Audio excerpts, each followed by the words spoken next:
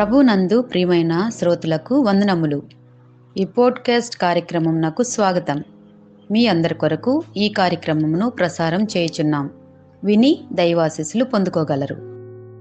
ప్రియమైన శ్రోతలారా, మన ప్రభు అయిన యేసు క్రీస్తు నామంలో మీకు వందనాలు. ఈరోజు మన యేసు అడిగిన ప్రశ్న అనే సిరీస్లో మరొక అంశాన్ని ధ్యానిస్తున్నాం.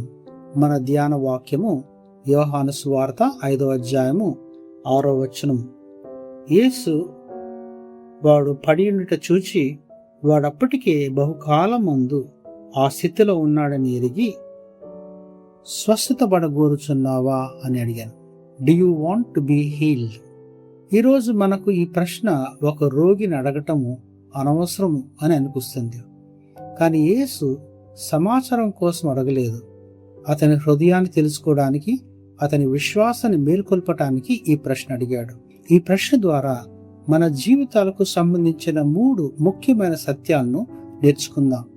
మొట్టమొదటిగా, యేసు మన బాధలను, కష్టాన్ని చూసే దేవుడు. ఈ వాక్యంలో ఉన్న వ్యక్తి 38 సంవత్సరాలు నుండి రోగిగా ఉన్నాడు. 38 సంవత్సరాలు అంటే అది చాలా కాలం. ప్రతిరోజు అదే కష్టం, అదే బాధ, అదే నిరాశతో జీవించడం ఎంత కష్టమో ఆలోచించండి. కానీ యేసు అతనిని చూచాడు, అతని పరిస్థితిని తెలుసుకున్నాడు. ఇది మనకు గొప్ప ఆదరణ.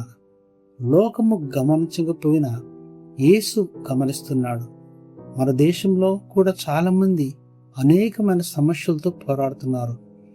పిల్లలు పరీక్షలో ఫెయిల్ అయ్యి నిరాశపడి ఉన్నారు. కొంతమంది ఉద్యోగం కోసం ఎదురు చూస్తూ నిరాశలో ఉన్నారు. కుటుంబ సమస్యల్లో బాధపడుతున్న పిల్లలు, తల్లిదండ్రులు, భార్యాభర్తలు ఉన్నారు. అప్పుల భారంలో ఉన్న కుటుంబాలు ఉన్నాయి. దీర్ఘకాలం వ్యాధితో పోరాడుతున్న వ్యక్తులు ఉన్నారు. కొన్నిసార్లు మన జీవితంలో ఎవరు మనల్ని గురించి పట్టించుకోరు అని అనిపిస్తుంది.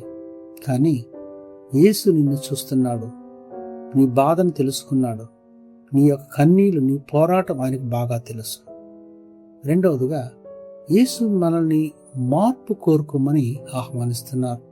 యేసు అడిగిన ప్రశ్న, నీవు స్వస్థపడగోరుచున్నావా? ఆ వ్యక్తి వెంటనే అవును ప్రభువా అని చెప్పలేదు. కానీ దానికి బదులుగా తన సమస్యను వివరించడం మొదలుపెట్టాడు.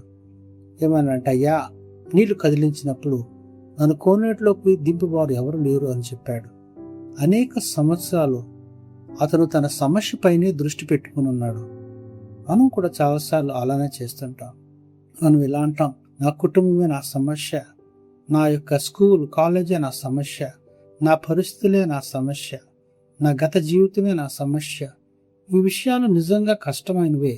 కానీ యేసు ఈరోజు అడుగుతున్న ప్రశ్న, నిజంగా నీ జీవితంలో మార్పు కోరుకుంటున్నావా? ఒక విద్యార్థి మంచి మార్కులు కావాలని కోరుకుంటాడు, కానీ చదవడానికి సిద్ధంగా ఉండడు.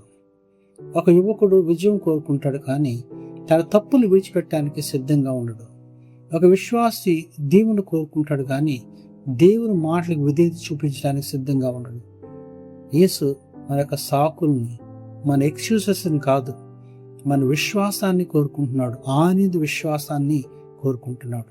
మూడో సత్యము, నిజమైన స్వస్థత యేసులో ఉంది. యేసులో నుండే వస్తుంది నిజమైన స్వస్థత. ఆ రోగి తన ఆశను, ఆయన నమ్మకాన్ని కోనేరులో ఉన్న నీళ్లు పైన పెట్టుకున్నాడు. నిజమైన స్వస్థత ఆ నీటిలో లేదు, కానీ నిజమైన స్వస్థత యేసుక్రీస్తులో ఉంది.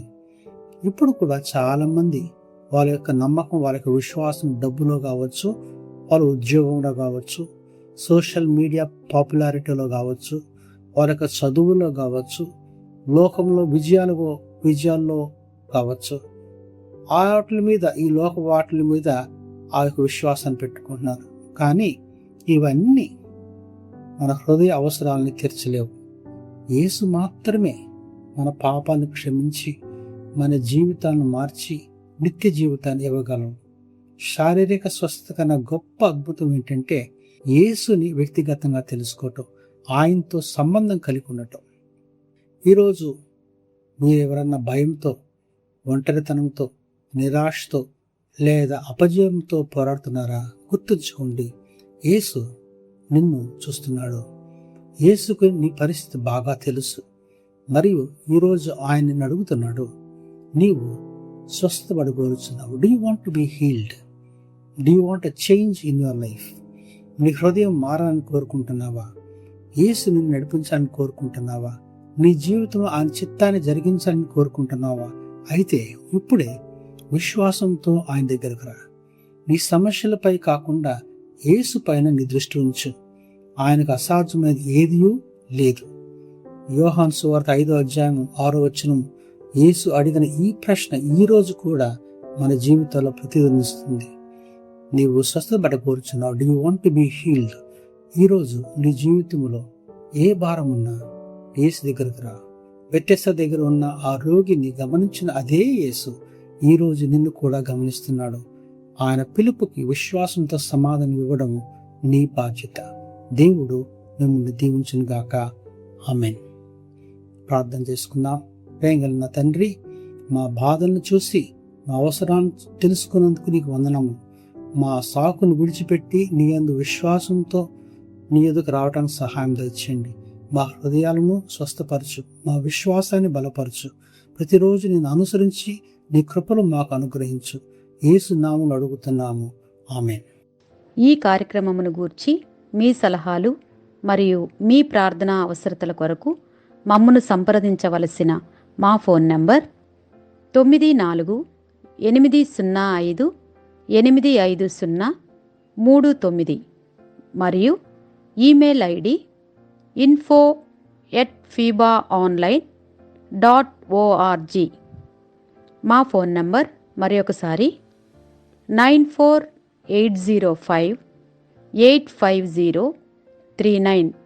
Email ID info@fibaonline.org.